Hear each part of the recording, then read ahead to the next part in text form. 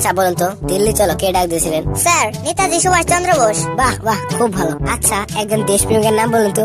অনেকেই তো আছে, যেমন মহাত্মা গান্ধী। বাহ বাহ, খুব সুন্দর। আচ্ছা বলুন তো, ভারত কবে স্বাধীন হয়? স্যার, ভারত 1942 সালে স্বাধীন হব করতে করতে শেষে 1947 সালের 15 আগস্ট স্বাধীন হয়। খুব সুন্দর। এটাই লাস্ট প্রশ্ন। বলুন তো, আকাশে কতগুলো তারা আছে? স্যার, এখনো সেটা জানা যায়নি, তবে বিজ্ঞানীরা এটা নিয়ে গবেষণা করছে। এবার আপনি আসতে পারেন।